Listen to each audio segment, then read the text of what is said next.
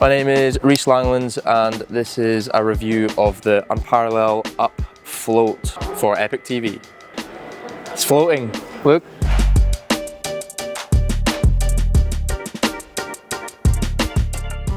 This is the new float from Unparallel. Full disclaimer, I am sponsored by Unparallel, but that doesn't mean I'm not going to give an honest opinion in my review. I've had these shoes for about a month now. I've used them on a number of sessions, sport climbing, bouldering, indoors and outdoors. So I've put them to the test to see what their strengths and weaknesses are on all terrains. What stands out to me mainly, and this is the biggest point for me with these shoes, is the comfort, the level of comfort. So this is the size I would usually go for in Unparallel, and it fits snug, it's tight like I would usually have, but they're so much more comfortable than most of the other shoes that I've worn. And I think this is due to, if you look closely here, the use of this padded tongue rather than, for example, on the Cubits and most other shoes, just an elastic pad over the top of the foot.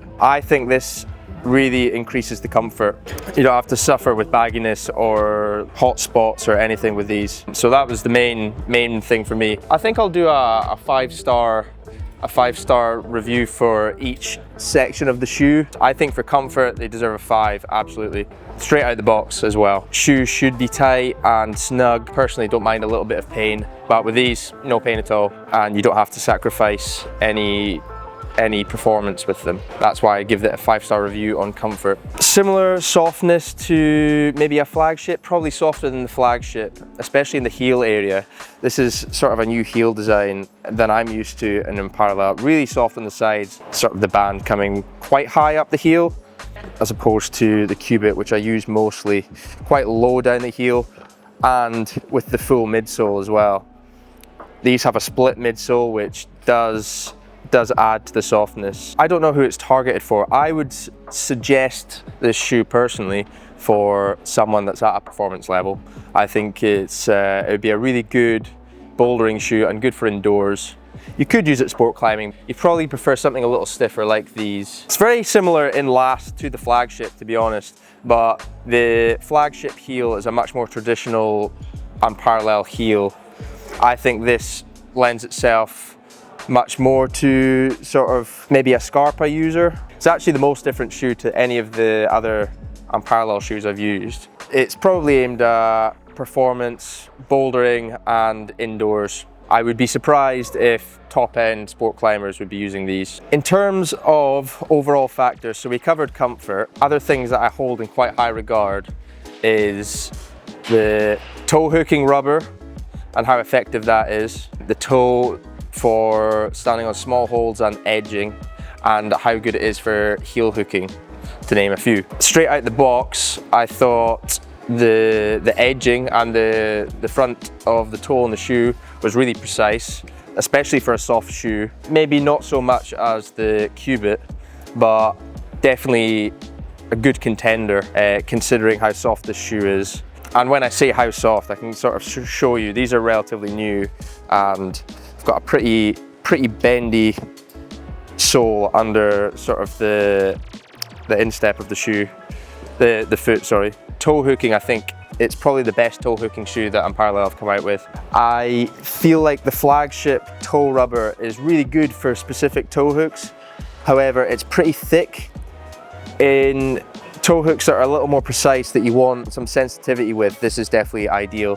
Very similar to sort of maybe a Solution comp, maybe a little thicker than the Drago. So in terms of toe hooking, I'd probably give 4 stars, but it's something that's very personal. But I was very impressed with the toe hooking of this shoe.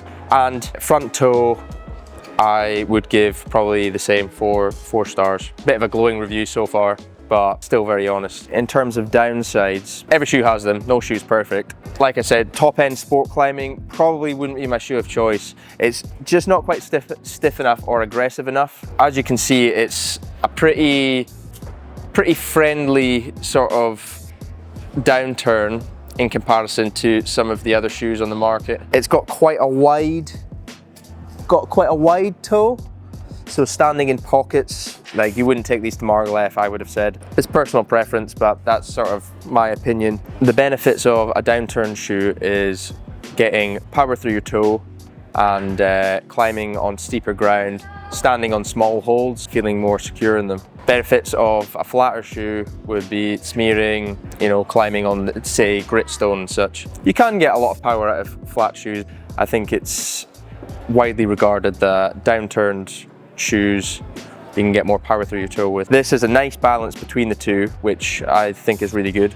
I feel like this is one of my more versatile shoes, and given, say, I showed up at the crag, I only had one pair of shoes, this might be my shoe of choice. Whether I'm going bouldering on sandstone, sport climbing on limestone, comp climbing on volumes, I think this is a pretty versatile shoe and can do quite a lot. Probably Unparalleled's most versatile shoe on the market. These have not been released in the UK yet, as far as I'm aware, but they are retailing in the US at $160, which is pretty standard for a performance shoe on the market just now. How it performs, it's worth the money.